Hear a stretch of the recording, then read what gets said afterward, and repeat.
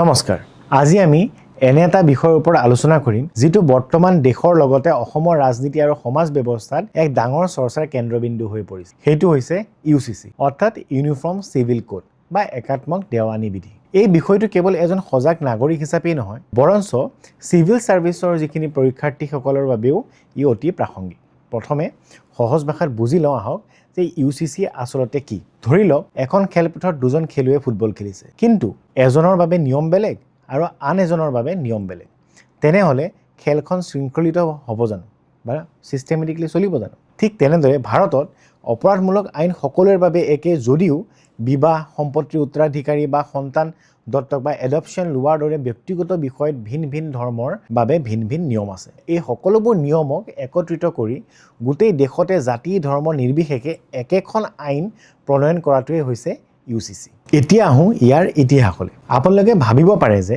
ব্ৰিটিছসকলে এই আইনখন কিয় আনিব বিচাৰিছিল আচলতে 1840 চনৰ লেক্স লেচি ৰিপৰ্টত ব্ৰিটিছে পোনপ্ৰথমবাৰৰ বাবে ভাৰতত আইনৰ একত্ৰীকৰণৰ কথা কৈছিল তেওঁলোকৰ মূল উদ্দেশ্য আছিল যে ভাৰতৰ দৰে এখন বিশাল দেশত শাসন কৰিবলৈ এটা উমৈহতীয়া আইনী ব্যৱস্থা প্ৰস্তুত কৰা কিন্তু তেওঁলোকে দেখিছিল যে ভাৰতীয় সমাজত ধৰ্ম আৰু সংস্কৃতিৰ শিপা অতি গভীৰ 1857 চনৰ চিপাহী বিদ্ৰোহৰ দৰে ঘটনাৰ পিছত ব্ৰিটিছে বুজি উঠিছিল যে যদিহে তেওঁলোকে ভাৰতীয়সকলৰ ব্যক্তিগত ধৰ্মীয় আইন যেনে হিন্দু বা ইছলামৰ নীতি নিয়মত হাত দিয়ে তেন্তে এক বিশাল গণবিৰোধীৰ সৃষ্টি হ'ব পাৰে আৰু সেইবাবে তেওঁলোকে কেৱল অপৰাধমূলক আইনবোৰ এক কৰিলে কিন্তু ব্যক্তিগত আইনবোৰত তেওঁলোকে হাত নিদিলে ব্ৰিটিছৰ সেইটো নিজা এটা পলিচি আছিল শাসন কৰে তাৰ পিছত যদি আমি চাওঁ স্বাধীনতাৰ সময়ত আমাৰ সংবিধান সভাত এই বিষয়লৈ তীব্ৰ বিতৰ্ক হৈছিল আপোনালোকে জানি আচৰিত হ'ব যে আমাৰ সংবিধানৰ পিতৃস্বৰূপ ডক্টৰ বি.আৰ. আম্বেদকাৰ দেৱে ইউচিচিক সংবিধানত অন্তৰ্ভুক্ত কৰাৰ আটাইতকৈ বেছি গুৰুত্ব দিছিল তেওঁ বিশ্বাস কৰিছিল যে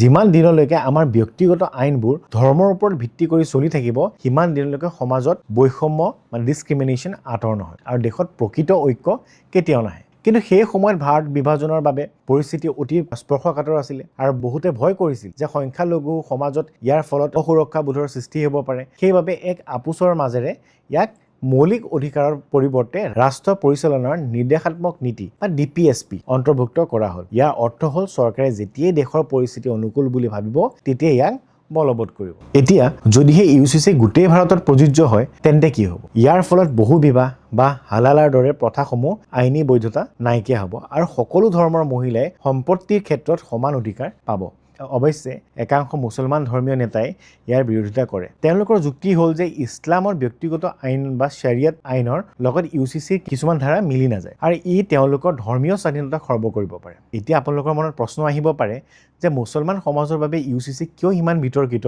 বিষয় হৈ পৰিছে ইয়াৰ মূলতে আছে কিছুমান বিশেষ আইনী ব্যৱস্থা যিবোৰ ইছলামিক শৰিয়ত আইনৰ লগত পোনে পোনে সংঘাতত লিপ্ত হয় মই কেইটামান উদাহৰণ আপোনালোকৰ ওচৰত দাঙি ধৰিছোঁ প্ৰথমটো উদাহৰণ হৈছে বহুবিবাহ বা পলিগেমি মুছলিম পাৰ্চনেল ল অনুসৰি এজন পুৰুষে 4খনকৈ বিবাহ কৰাৰ অনুমতি আছে কিন্তু যদিহে ইউচিচি বলবৎ হয় তেন্তে ধৰ্ম নিৰ্বিশেষে এজন ব্যক্তিয়ে এখনতকৈ বেছি বিবাহ কৰাটো অবৈধ বুলি গণ্য কৰা হ'ব এই বিষয়টোক ধৰ্মীয় সংৰক্ষণশীল গোটসমূহৰ মাজত আটাইতকৈ বেছি মতভেদ দেখিবলৈ পোৱা যায় দ্বিতীয়টো ডাঙৰ সংঘাতটো হৈছে উত্তৰাধিকাৰ বা সম্পত্তিৰ ভাগ বতৰুৱাক লৈ বৰ্তমান মুছলিম আইন অনুসৰি পুত্ৰ সন্তানৰ তুলনাত কন্যা সন্তানে সম্পত্তিৰ আধা ভাগে লাভ কৰে কিন্তু ইউচিচিৰ মূল লক্ষ্য হ'ল লিংগ সমানতা অৰ্থাৎ ইউচিচি আহিলে ল'ৰা আৰু ছোৱালী উভয়ে পিতৃ মাতৃৰ সম্পত্তিৰ সমান অংশীদাৰ হ'ব লাগিব বহু মুছলিম পণ্ডিত বা মৌলবীয়ে ইয়াক পবিত্ৰ কুৰাণৰ নীতিৰ বিৰোধী বুলি গণ্য কৰে আৰু যদি মই চাওঁ তৃতীয় এটা গুৰুত্বপূৰ্ণ উদাহৰণ হ'ল সন্তান দত্তক বা এডপশ্যন লোৱা ইছলামৰ আইনত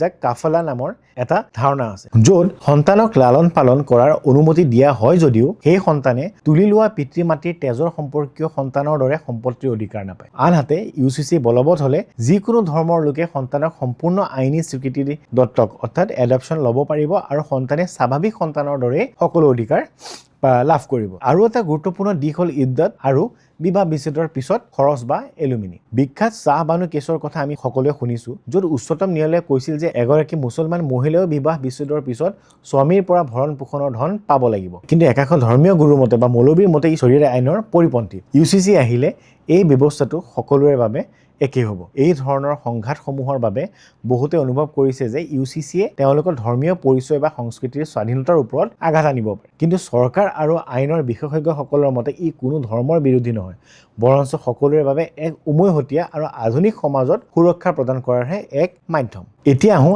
আন এটা আমোদজনক ইতিহাসলৈ। বহুতে ভাবে যে কেৱল মুছলিম সমাজেই নিজৰ ব্যক্তিগত আইনত হাত দিয়াটো নিবিচাৰে, কিন্তু আপোনালোকে জানি আচৰিত হ'ব যে স্বাধীনতাৰ ঠিক পাছতেই যেতিয়া হিন্দু আইনৰ সংস্কাৰৰ বাবে হিন্দু কোড বিল অনা হৈছিল, তেতিয়া দেশত তীব্ৰ প্ৰতিবাদ হৈছিল। 1950 চনৰ পৰা 1956 চনৰ ভিতৰত এই হিন্দু কোড বিলসমূহ কেইবাটাও ভাগত গ্ৰহণ কৰা হৈছিল। কিন্তু সেই সময়ত অতি হিন্দু গোটসমূহে ইয়াৰ তীব্ৰ বিৰোধিতা কৰিছিল।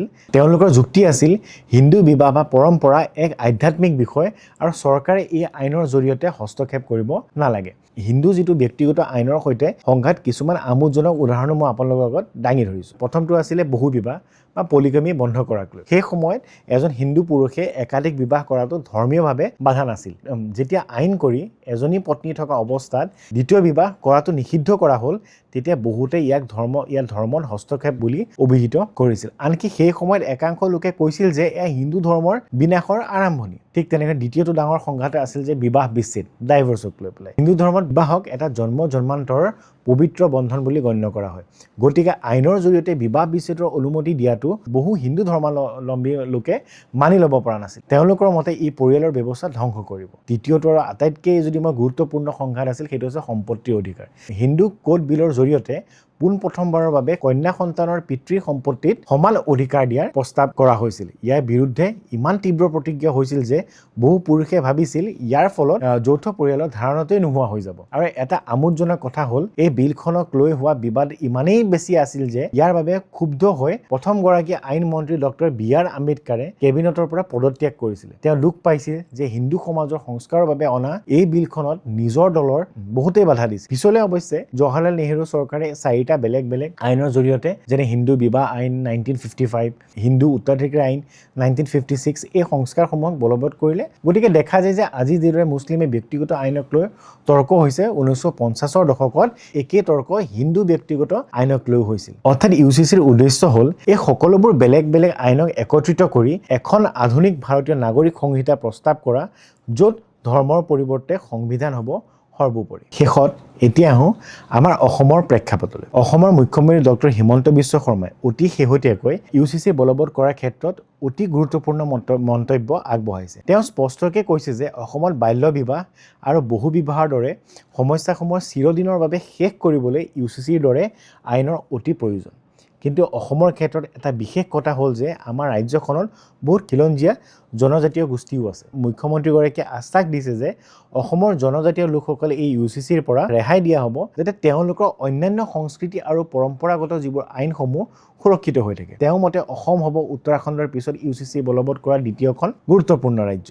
গতিকে UCC কেৱল এটা ধৰ্মীয় বিতৰ্ক নহয়, ই হ'ল আধুনিক ভাৰতৰ আইনৰ ব্যৱস্থাক শক্তিশালী আৰু ন্যায়সংগত কৰাৰ এক প্ৰচেষ্টা।